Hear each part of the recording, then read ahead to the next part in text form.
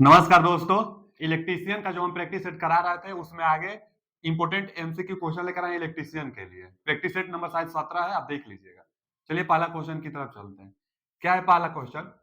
पहला क्वेश्चन है कि ट्रांसफार्मर में शोर स्तर परीक्षण रिक्त स्थान को कहा जाता है। ट्रांसफार्मर की टेस्टिंग पहले तो कई प्रकार से की जाती है। ट्रांसफार्मर में यहां पर जो पूछा है शोर स्तर परीक्षण, तो इसको हम लोग सिंपल टेस्ट कहते हैं। ए ऑप्शन इज राइट आंसर। नमूना टेस्ट मतलब सिंपल टेस्ट। इसके अलावा भी बहुत टेस्ट होता है, जैसे स्पेशल टेस्ट और जनरल टेस्ट नहीं है, लेकिन डाइलेक्ट्रिक टेस्ट होता है। जो ट्रांसफार्मर के अंदर ऑयल होता है ना, ऑयल का किया जाता है डाइलेक्ट्रिक टेस्ट। जैसे आयल में क्रैकल टेस्ट भी होता है, डाइलेक्ट्रिक टेस्ट में क्रैकल टेस्ट होता है, मतलब जो आयल होता है उसमें नमी की मात्रा है कि नहीं है, तो इसलिए गर्म छड़ को आयल में डाली जाती है। और अगर आवाज देता है, गर्म जो छड़ होगी उसको अगर डालेंगे आप ऑयल में, आवाज आएगी तो क्रैकल टेस्ट मतलब उसमें नमी था। आवाज नहीं आएगी तो उसमें नमी नहीं है, तो क्रैकल मतलब आवाज करेगा। तो डाइलेक्ट्रिक टेस्ट में क्रैकल टेस्ट किया जाता है, जो कि नमी आयल में है कि नहीं है इसको परीक्षण करने के लिए। फिर ट्रांसफार्मर का और भी परीक्षण किया जाता है, क्या? तो शॉर्ट सर्किट टेस्ट किया जाता है। शॉर्ट सर्किट टेस्ट किसके लिए करते हैं? कॉपर लॉस ज्ञात करने के लिए। कॉपर लॉस ज्ञात करने के लिए शॉर्ट सर्किट टेस्ट किया जाता है। अच्छा, ओपन सर्किट टेस्ट किया जाता है। ओपन सर्किट किस लिए बचा? तो आयरन लॉस ज्ञात करने के लिए। आयरन लॉस ज्ञात करने के लिए ओपन टेस्ट किया जाता है। ओपन मतलब हाई वोल्टेज साइड को ओपन करिए, और यहाँ पर शॉर्ट सर्किट टेस्ट में क्या होता है कि हाई वोल्टेज साइड को शॉर्ट सर्किट कर दीजिए, तो शॉर्ट सर्किट टेस्ट में होगा। शॉर्ट सर्किट टेस्ट से कॉपर लॉस एक वेरिएबल लॉस है, आयरन लॉस एक कांस्टेंट लॉस है। जब कॉपर लॉस वेरिएबल है ना जी, आयरन लॉस कांस्टेंट है। आयरन लॉस जो होता है दो प्रकार से मिलकर बनता है। कौन कौन? तो एक होता है हिस्टेरिसिस लॉस और एक होता है ईडी करंट लॉस। माने eddy current loss hysteresis loss का योगफल आयरन लॉस कहलाता है, जो कि फिक्स लॉस है। अब यह फिक्स लॉस है तो यही वेरिएबल लॉसेस है, लोड पर डिपेंड करने वाला लॉसेस कॉपर लॉस है। जब कॉपर लॉस आयरन लॉस के बराबर हो जाती है तो ट्रांसफार्मर की इफिशियंसी मैक्सिमम होता है। क्वेश्चन पूछता है तो बच्चा, जब कॉपर लॉस आयरन लॉस के बराबर हो जाता है तब जो ट्रांसफार्मर का इफिशियंसी होगा मैक्सिमम इफिशियंसी होता है। तो यह क्वेश्चन कई बार पूछ लेता है। चलिए आगे चलते हैं। अगला क्वेश्चन क्या है कि फीडर सुरक्षा के लिए उपयुक्त किए जाने वाला रिले कौन सा है? Feeder translay relay. बहुत कई बार एकदम हजारों बार क्वेश्चन आया हुआ है कि फीडर की सुरक्षा करने के लिए कौन सा रिले का प्रयोग किया जाता है? तो ट्रांसफर नहीं, ट्रांसले रिले देता है। यहाँ लिखा है ट्रांसले, यहाँ ट्रांसफर लिख दिया, ट्रांसले रिले होता है। B option is right answer. Feeder की सुरक्षा करने के लिए ट्रांसले रिले बहुत इंपॉर्टेंट है। थर्मल रिले ओवरलोड प्रोटेक्शन करता है, और बुकोज रिले ट्रांसफार्मर में शॉर्ट सर्किट दोष होता है उसकी परीक्षा करता है बुकोज रिले। तो ट्रांसफार्मर के अंदर और ये ओवरलोड से, और ये फीडर जो फीडर होता है, नहीं ring main feeder, radial feeder, तो फीडर की सुरक्षा करता है ट्रांसले रिले। तो यहाँ पर B option is right answer. बहुत बार पूछता है क्वेश्चन। आगे क्या है, इनमें से कौन सा सर्किट ब्रेकर कम से कम वोल्टेज रेंज होता है? किस सर्किट ब्रेकर का रेंज कम से कम होता है? ऑप्शन पढ़ा जाए। पहला दिया है एयर ब्रेक सर्किट ब्रेकर, ठीक है, एयर में जो ब्रेक होता है ना, एयर ब्रेक सर्किट ब्रेकर। फिर आगे दिया है टैंक टाइप तो कोई होता है, टैंक है, ठीक है, tank type oil circuit breaker, ये भी ठीक है, आयल सर्किट ब्रेकर है। फिर आगे क्या पूछा है कि एयर ब्लास्ट सर्किट ब्रेकर, और दिया है SF6 सर्किट ब्रेकर। तो कौन सा सर्किट ब्रेकर लो वोल्टेज के लिए है? निम्न ना, तो SF6 सर्किट ब्रेकर जो होता है इसका डाइलेक्ट्रिक स्ट्रेंथ वायु की अपेक्षा 5 से 7 गुना ज्यादा होता है, यानी सबसे हाई वोल्टेज पर SF6 सर्किट ब्रेकर का प्रयोग किया जाता है। सल्फर हेक्साफ्लोराइड सर्किट ब्रेकर का प्रयोग 765 केवी तक के लिए इसका किया जाता है, माने हाई वोल्टेज पर इसका किया जाता है। अच्छा, एयर की ब्लास्ट की जाती है, जो सर्किट ब्रेकर होता है उस पर एयर की ब्लास्ट की जाती है, तो यह भी हाई वोल्टेज 400 केवी तक होता है।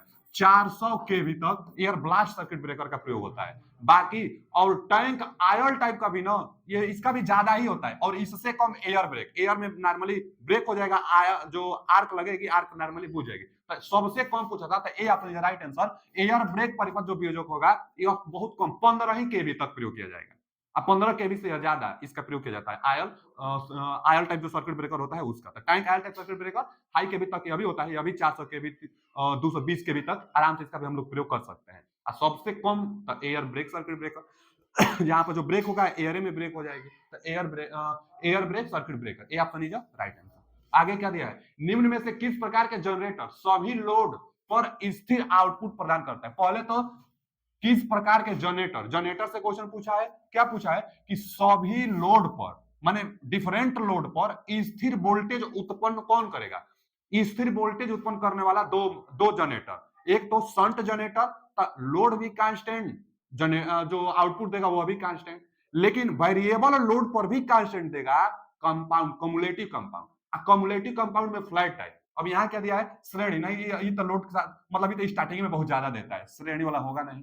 आगे शंट जनरेटर तो लोड कांस्टेंट है तो आउटपुट जो इंड्यूस करेगा वो भी कांस्टेंट, इसमें लोड भी कांस्टेंट होना चाहिए तभी आउटपुट कांस्टेंट देगा। अच्छा यहाँ डिफरेंस कंपाउंड, तो ये डिफरेंशियल जो कंपाउंड होता है ना, डिफरेंशियल कंपाउंड वेल्डिंग में किया जाता है जहां हाई करंट जरूरत होती है।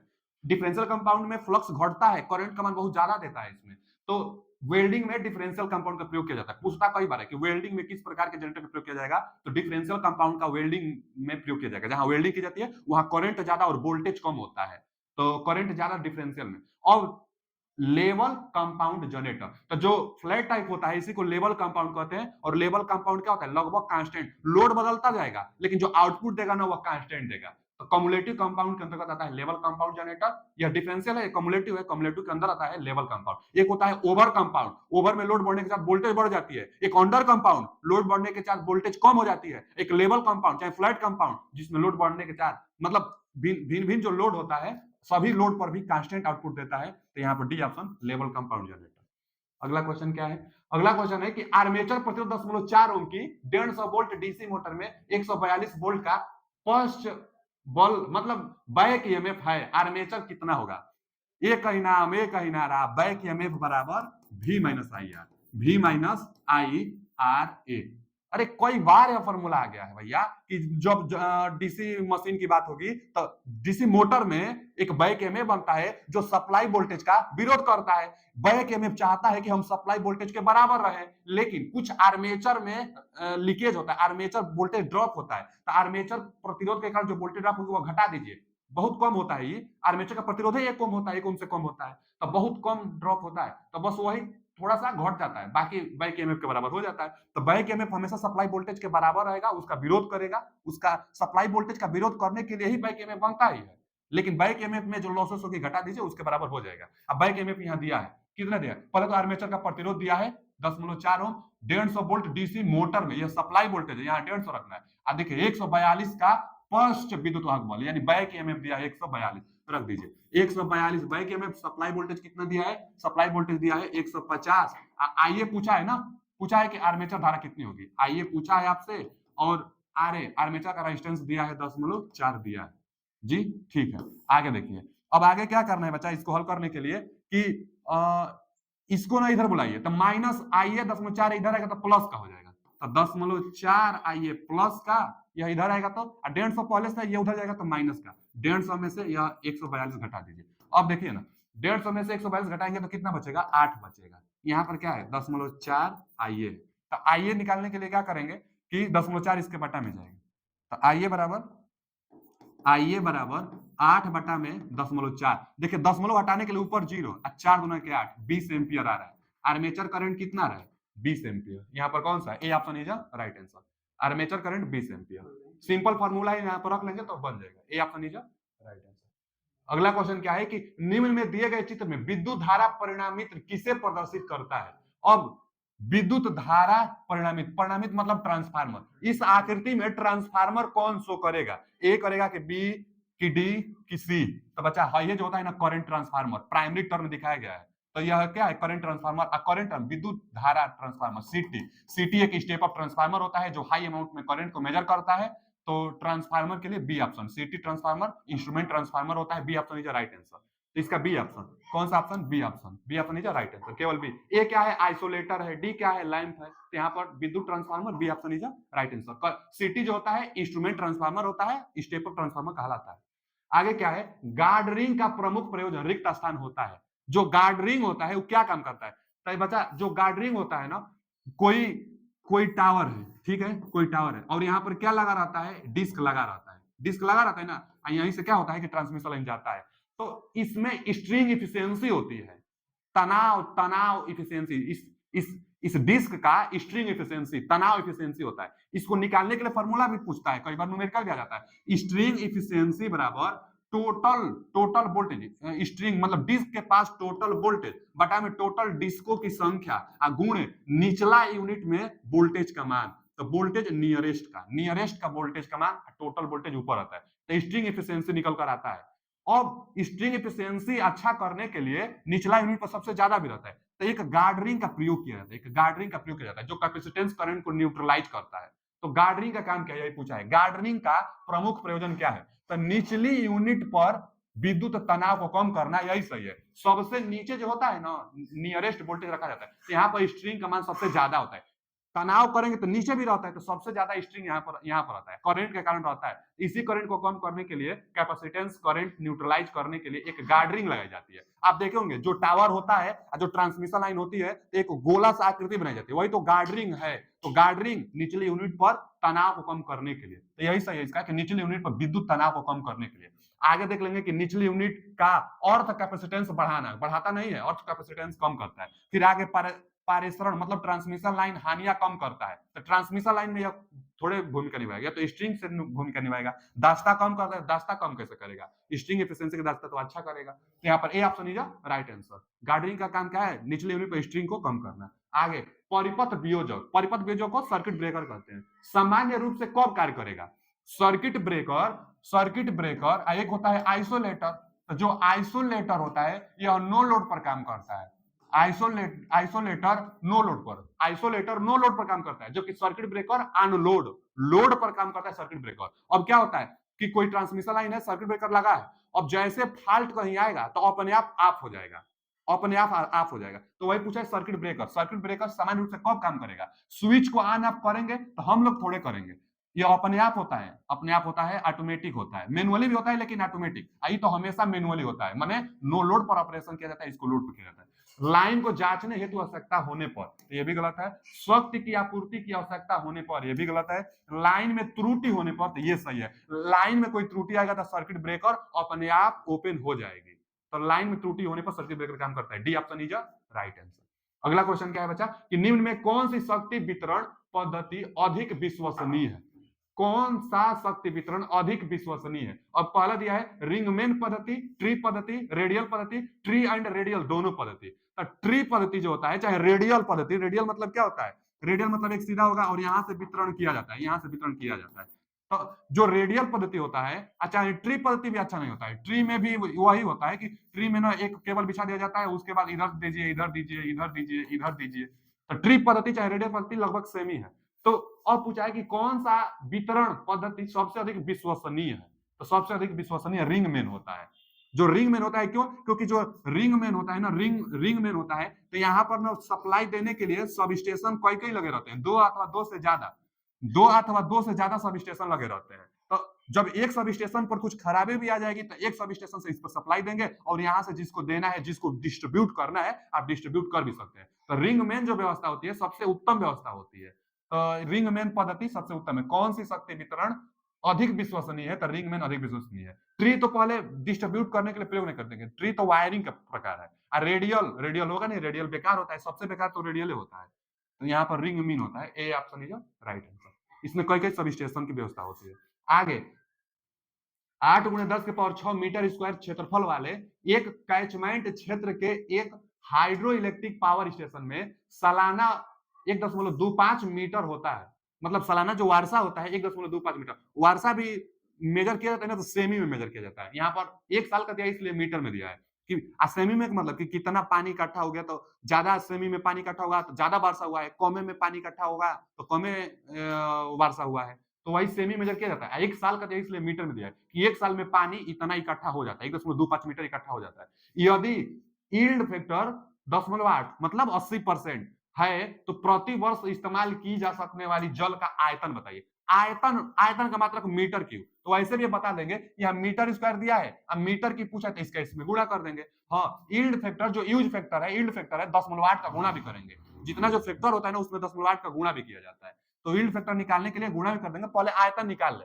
आयतन देखिए यहाँ पर 8 गुणे आयतन निकालने के लिए 8 × 10⁶ मीटर स्क्वायर एरिया है, इतना पानी इकट्ठा होता है 1.25। मात्रक से भी पकड़ लेंगे कि आयतन पूछा है तो भैया इसमें गुणा करना पड़ेगा। अब देखिए ना 8 से कर देंगे, 8 8 × 5 = 40, फिर 8 दूना के 16 और 16 4 20, 2 8 × 8 2 10 और 2 अंक पर 10 लगा देंगे, तो 10.00 × 10⁶ इतना मीटर क्यूब, इतना आयतन है। इतना आयतन हुआ है। लेकिन यील्ड फैक्टर भी तो दिया है, यूज फैक्टर, यील्ड फैक्टर दिया है 80%, यानी 10.8 का गुणा भी करना पड़ेगा। तो 10.8 का इसमें आप गुणा कर दीजिए। जब 10.8 का आप गुणा करेंगे तो कितना निकल कर आएगा?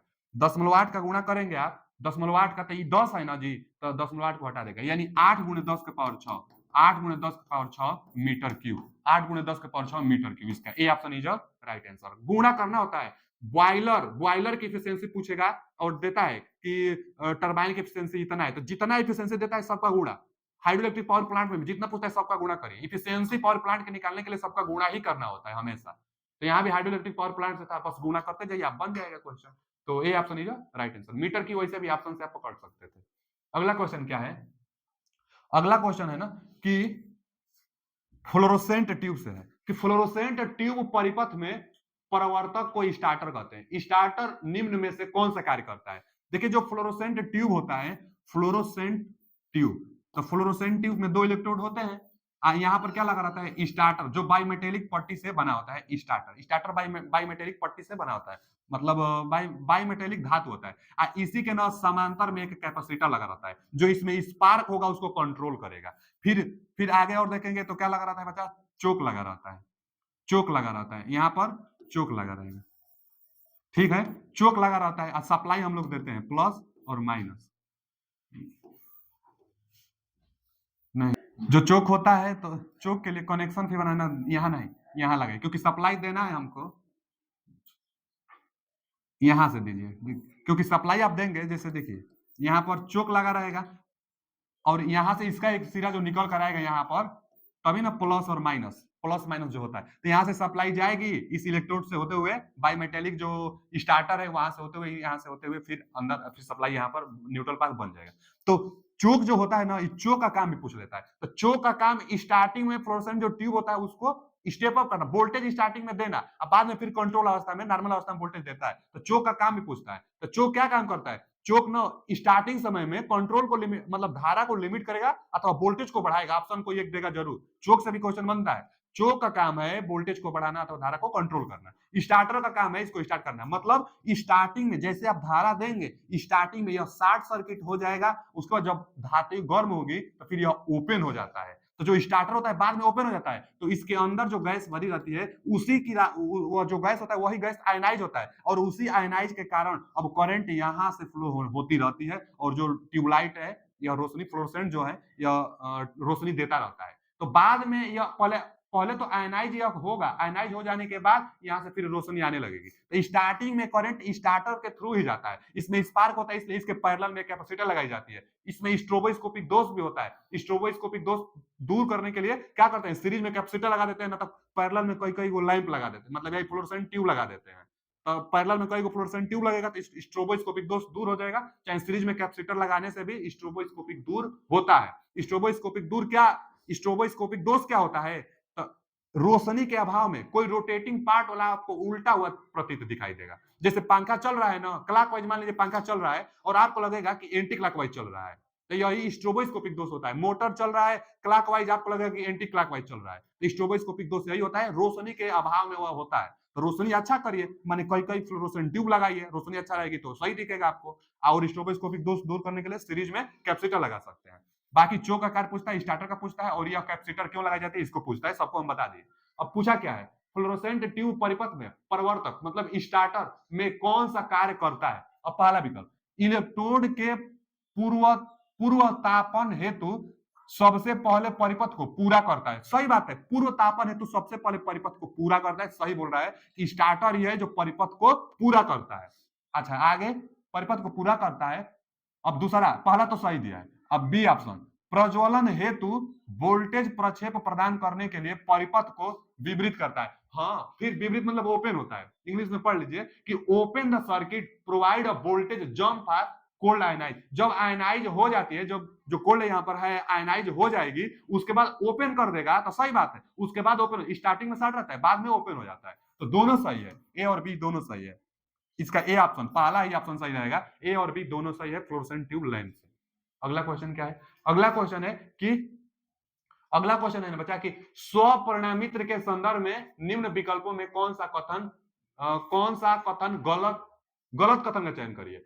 निम्न विकल्पों में से गलत कथन का चयन करिए। किसके लिए? सेल्फ, जो ऑटो ट्रांसफार्मर होता है ना, स्व परिणामित ऑटो ट्रांसफार्मर के संबंध में गलत कथन का चयन करना है। गलत कथन, ठीक। ऑटो ट्रांसफार्मर आप जानते होंगे, ऑटो ट्रांसफार्मर में एक ही बाइंडिंग होता है, वही प्राइमरी और सेकेंडरी करता है। एक ही बाइंडिंग होने के कारण कॉपर की बचत होती है। कॉपर की बचत होने से समान रेटिंग का ट्रांसफार्मर लेंगे आप, टू बाइंडिंग और सिंगल बाइंडिंग माने ऑटो ट्रांसफार्मर और टू बाइंडिंग ट्रांसफार्मर समान रेटिंग का लेंगे तो ऑटो ट्रांसफार्मर की इफिशियंसी अच्छा होगा, लॉसेस कम होता है। कॉपर लॉसेस, इसमें कॉपर की मटेरियल कम लगेगी तो लॉसेस कम होगा, तो इफिशियंसी इसका अच्छा होगा समान रेटिंग के लिए।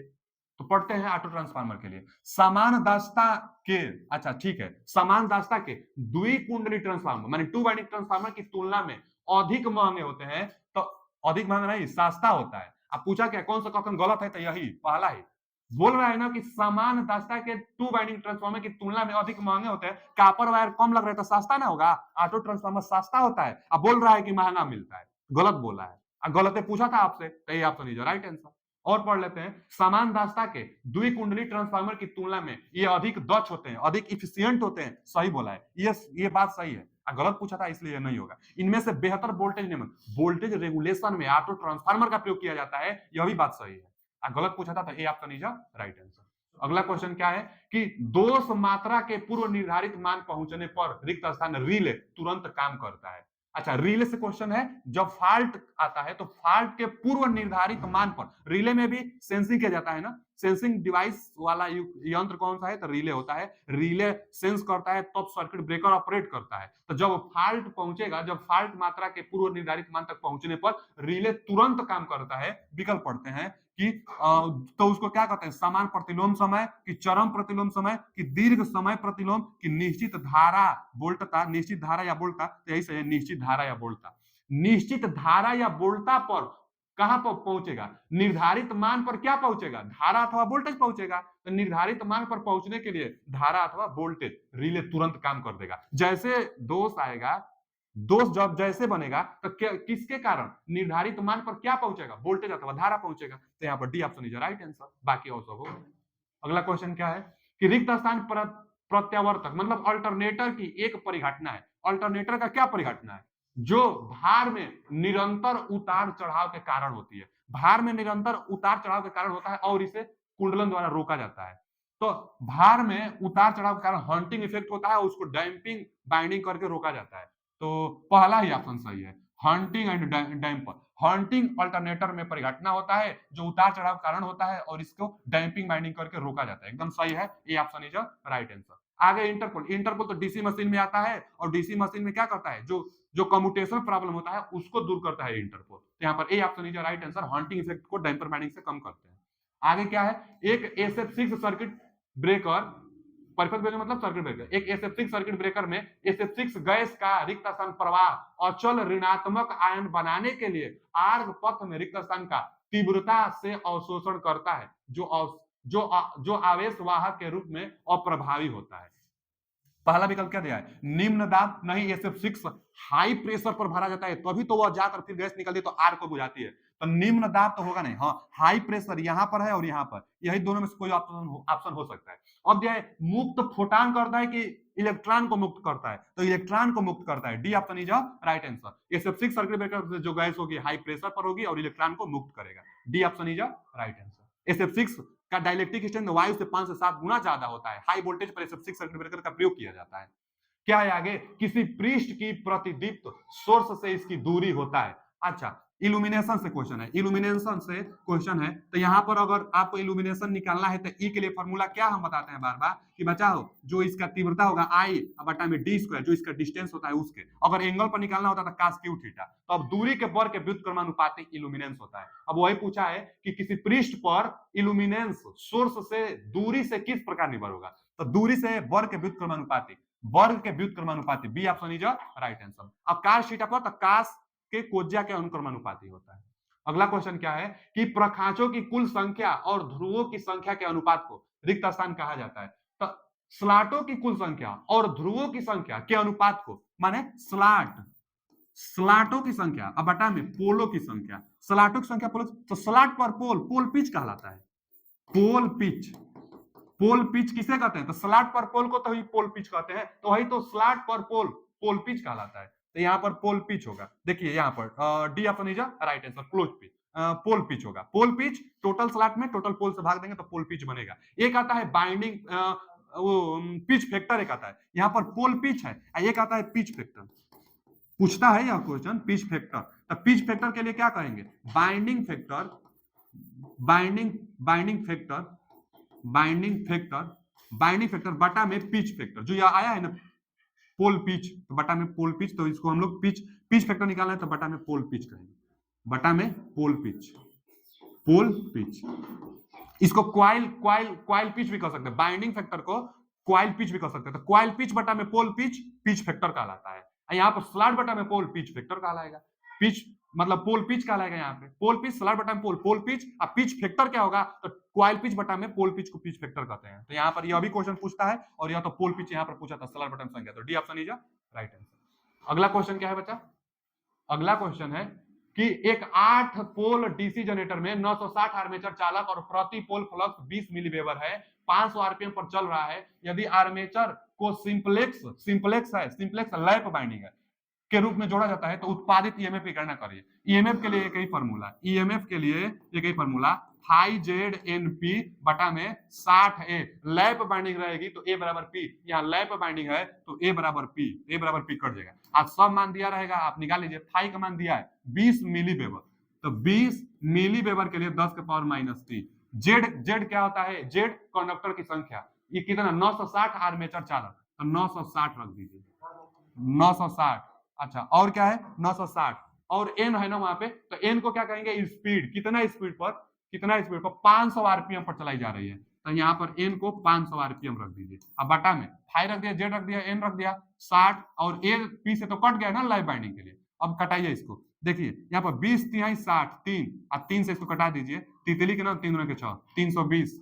अब देखिए यहाँ पर 3 जीरो, 1 2 और ये 3 जीरो, यह 3 जीरो से कम हो जाएगा। क्या बचा है 32 गुणे 5 बचा है, 32 गुणे 5, 5 दूना के 10, 5 के 15, 16, 160 वोल्ट ईएमएफ है ना, 160 volt. C option is right answer. बस फार्मूला 5ZNP बटा में 60 है, लैप बाइंडिंग रहेगा तो ए बराबर पी, और वे बाइंडिंग रहेगा तो ए का मान 2 रखा जाता है, बाकी पोल तो दिया ही रहता है। तो लैप बाइंडिंग वे बाइंडिंग 2 के लिए क्वेश्चन आता है, याद करिए फार्मूला, एक क्वेश्चन एकदम निश्चित रूप से रहेगा, हाई बराबर ZNP बटा में 60 है, यहाँ पर C option is right answer. अगला क्वेश्चन क्या है कि सकेंद्रीय कुंडली के संदर्भ में निम्न विकल्पों में से गलत कथन का चयन करिए।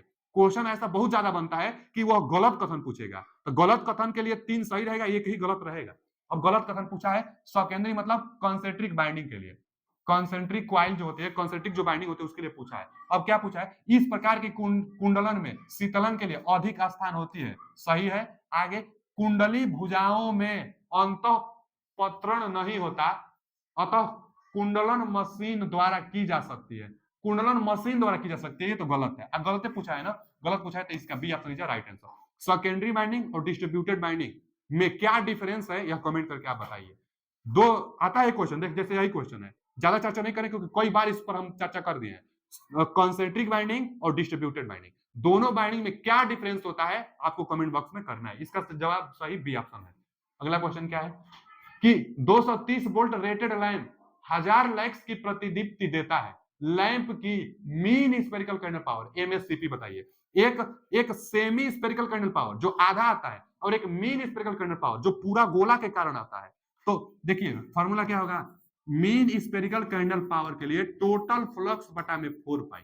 जब मीन स्फेरिकल कर्नल पावर पूरा गोला के कारण जो निकल कर आएगा 4 पाई, हेमी स्फेरिकल कर्नल पावर जो आता है बटा में 2 पाई होता है। यहाँ हेमी नहीं पूछा है, यहाँ मीन स्फेरिकल कर्नल पावर पूछा है, तो रख दीजिए। टोटल फ्लक्स दिया है ना, टोटल फ्लक्स 1000 लक्स दिया है, तो टोटल फ्लक्स जो दिया है 1000 लक्स दिया है, बाकी 4 पाई, पाई का मान 3.14, 4 से कटाइए ना इसको, 4 से कटाएंगे ना तो देखिए 4 दूना के 8, 2 4 5 20, 250 बटा में 3.14। आप 3 से ही भाग दीजिए, थोड़ा सा और कम कर दीजिएगा, तो लगभग 80 के करीब आ रहा है, 80। ए ऑप्शन इज राइट आंसर, इसका 80 करीब आएगा, ए ऑप्शन इज राइट आंसर। आज के लिए इतना ही, और आगे भी इलेक्ट्रिशियन का और कंप्यूटर का दोनों का सेट हम लेकर आते रहेंगे, पढ़ाते रहेंगे, पढ़ते रहिए। वीडियो कैसा लगा कमेंट करके जरूर बताइए। पीडीएफ पाने के लिए लिंक में ज्वाइन हो जाए। Thank you.